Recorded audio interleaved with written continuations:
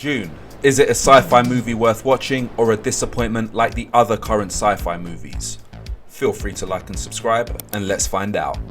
Like Star Wars, Dune is essentially set on a desert planet. The original Dune novel happened to inspire Lucas for the desert planet of Tatooine in Star Wars. Set in a fantasy universe world with a space empire, it seems, dividing power between houses who are like barons. The main focus of this universe in terms of Dune is the desert planet Arrakis and its crucial resource, spice, essentially the oil of Dune's universe, facilitating interstellar travel and so forth. I would say personally, the narrative on this film is not its strong point, and the existential experience is what drives the film and kept me engaged when I was otherwise ready to lose interest and fall asleep.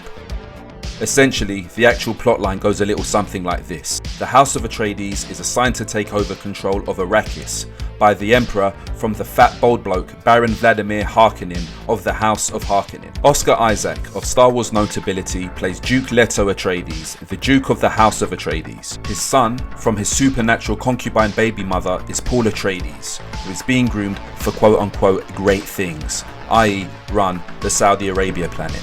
On a side note, I think Oscar Isaac has been given a big middle-aged grey beard to disassociate himself from the Poe Dameron character of the Star Wars sequels. Why? Because as we all know, the Star Wars sequels now are not revered. They can't do anything new or interesting with Star Wars. Paul Atreides has been groomed for mental magic tricks by his mother and groomed for combat by his combat mentor Josh Brolin. He's a young kid, deemed by his elders as possibly too soft and or pampered for intergalactic rulership, so to speak.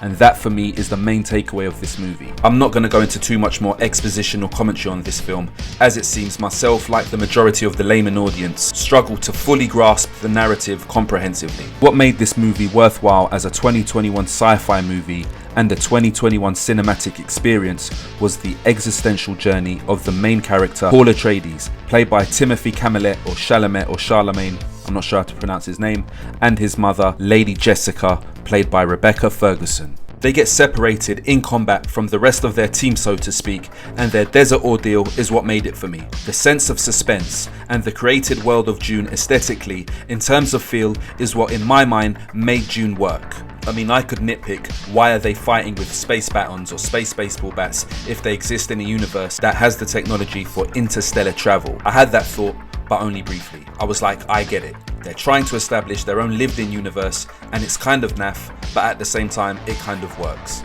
The whole Middle East analogy and Islam implications. I mean, bruv, ultimately, it's a fantasy world inspired by the real world. Personally, I'm neutral. It's neither Islamophobic or Islamophilic. If it seemed to be influenced by Christianity, would we have the same type of discourse?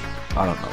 The tempo of this movie, the world creating Denis Villeneuve and co have put together, ultimately is a worthwhile modern sci-fi movie to be seen at the cinema if possible, absolutely to be seen at the cinema. Where the Star Wars prequels failed due to unbelievable CGI generated worlds and the Star Wars sequels failed due to shoehorned virtue narratives, Dune mostly succeeds. Yes, the actual plot felt at times a bit incomprehensible, but the individual performances, especially from Ferguson and Chalamet on their existential character arc, makes this a worthwhile movie experience unlike so many other Hollywood sci-fi reboots. Like many others, I do feel this was a big setup for a sequel and not enough going on in terms of a self-contained picture, but ultimately it's a captivating universe and a riveting cinematic experience devoid of sanctimonious narratives and fake looking CGI for the most part. If you made it this far, well, thank you for watching. Feel free to like and subscribe, and I'll see you on the next one.